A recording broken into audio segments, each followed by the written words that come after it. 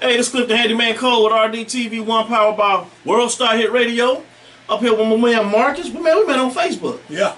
Social media does work. Let me tell you. You can't find friends, associates, husbands, wives. Seriously, social media works, but you still have to reach out and communicate verbally and whatnot. You single? Single. I understand why. As you talk to him, you understand why. All right. Look at this cat, man. He got all black on. He got a jacket and a book bag, walking up here and but he like he about to hurt somebody, man. Hey, you know this is my problem solving outfit. You got like a pastor thing, like the cleanup man. That nigga, I see why you're single. When you're scared of women out. Anyway, got a toothpick in his mouth. Hey man. You got two of them in there.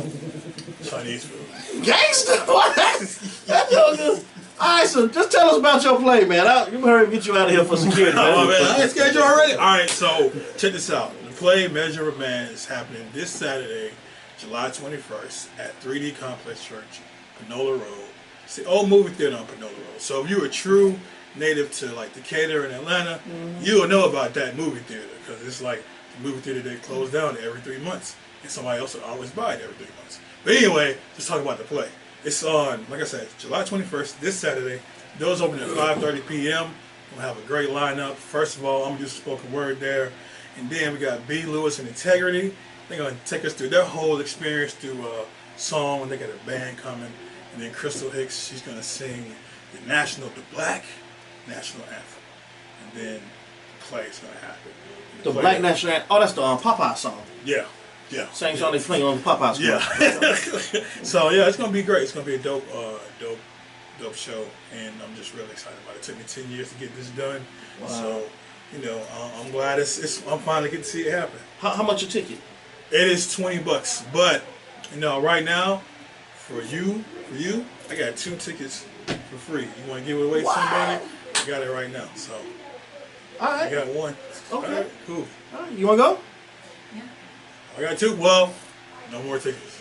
But you can work out a deal, something like that. We'll figure something out. Yeah. I mean, I appreciate y'all coming on the show. Thank you. So we'll figure something out. I can always go and buy a ticket, you know, and make it that way. I'm supporting black businesses, which suck nowadays.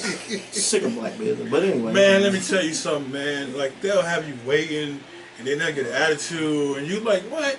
I'm trying to help y'all out. Like, we're trying to work in this together, and you getting an attitude with me. That's crazy. How's that working? Even a franchise. I went to McDonald's. I very seldom go to McDonald's, but I like those mango pineapple smoothies. Yeah. And I go there, and first I had to wait in line, and me and a couple other folks looking at each other like, man, you know, but I'm trying to be patient, you know. I walk up there and tell the girl I want a mango pineapple smoothie. She started telling me what's wrong, why it's taking so slow. She said, oh, the machine ain't clean. You still want one? Oh, no. I'm serious. On Terra Boulevard. Yeah. I said, that's okay, sweetheart. The machine, your smoothie machine dirty. What are you putting in it to make a smoothie machine dirty? Besides ice and syrup, what else go in there? Unless they let the syrup dry up or something, you know. Yeah. So anyway, as black businesses, we got to do better. Yeah. But man, I hope you get a lot of love and support on your play. I'm gonna get John to send me this video so you can send this out and advertise it. So it's called Measure of a Man. Measure of a Man. That's So right. I put a post on Facebook the other day. I believe if a male is living with his mama or live with his girlfriend and ain't working, ain't got a job, ain't got to be, I believe he's a big boy. Yeah. It's true. It's true. Cause like you cease taking care of responsibility. Like you letting. Once you get to a certain point in adulthood, if you letting someone else still take care of you, then you're not a man. You're a boy again. That's what I agree. You're a male, but I don't believe, you know, you have a male, then you have a man and a boy. I believe a man deals with responsibility. That's a role, boy. Yeah. Man. A male is always going to be male, you know, penis. Yeah. The male.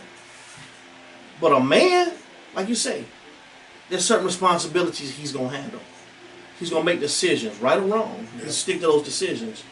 But a boy, he's living with his mama, living with his daddy, this and that. And we all make bad decisions and make mistakes now. Yeah. But a man will admit and deal with the consequences. A boy will always run from it. Yeah. Or make excuses. Yeah. You know. And that's my personal opinion. Yeah. Yeah. I got a poem about that too. It's like a king, they take on responsibility. Like a prince, they just like sit and they're just like, all right, what's the next thing coming up, so I can just do and just go out and be whatever, show my robe and blah blah blah blah blah. I'm happy.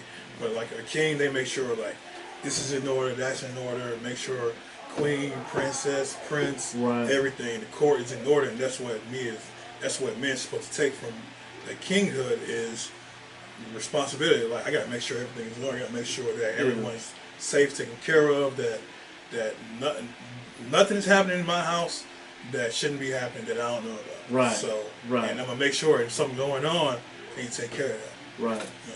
Man, that's all right, man. That's a nice monster. Where were you born and raised? I was born right here in Atlanta. Right here in Atlanta? Yeah. You ever been married? No. You got kids? No. No kids? No kids. Hey, so he talking about, so that's another thing. Like, I don't have kids. I raised 2 stepsons, okay? I don't have kids. But a lot of people say, oh, you're like talking about rearing child. I'm writing a book. The name of this book is, this is the first time I released it. I'm writing a book. I can tell you, I shouldn't say it, but I'm going to say it anyway. It's called Parents Raising Soft Boys and Hard Girls. Because that's the society we live in. Yeah. You see these girls walking around, they ain't taking stuff. They hard, man. Yeah. But these men, we got these soft men, you know? And it don't mean physically strong, but mentally and emotionally strong. Yeah. It's like our young boys, and a lot of it has to do with, see, I was raised by a single mother. My parents was divorced. My dad always came around, but he was like my friend. I had good role models that were men, but my mother was real tough, extra strong. And she used to say, I ain't raising no punk. I ain't raising no punk. Yeah. Now, she went overboard, but it kept me out of prison, kept me out of jail, it kept me alive, so evidently she didn't. Yeah. Because the environment I grew up in, I could have been in a gang or anything else. Or I could have been a soft man. Yeah. And listen, for the record, when I say soft man, I'm not talking about gay man. You know, I tell gay jokes sometimes. I don't tell too many gay jokes because it's like a pain in the butt to come up with. Cha-ching. But anyway, pain in the butt, get it? Gay? Pain in the butt. Okay, anyway, so, but when I say soft man, I'm not talking about a gay man. A gay man can still be a strong man. Yeah. I'm not talking about physically, mentally, and emotionally. When he gives up on life, when his dreams, goals, and aspirations are beat out of him, he becomes a weak man. And it's sad, but a lot of our boys are being raised by people with that mentality. So if your mother and father had their life and their dreams beat out of them, and they just was giving up on life, what can they instill in you? Unless you had another good influence around you. So now you're going to be a weak man. Or you're going to always be a boy, I should say. Because you won't really grow into manhood. That's true. You'll just be a male, you know? That's true. Yeah. And I think, even with you saying that, it's like we try to project like manhood is just like this physical, strong thing. And it's not always about that, like you said. It's about like what's in here and what's in here. So like, because like you can be like hard and all that, and that, I've noticed like just growing up now, like people that are this way, like guys that are this way, it's just a front, you know. They trying to like cover. They're trying to use that as a cover for something else. Exactly. Yeah. Exactly. So that's a good point, man. Wow. Man, I tell you what time is it? Can I say something about the soft man? No. Put something else you said? No. No, we don't got enough time. My bad.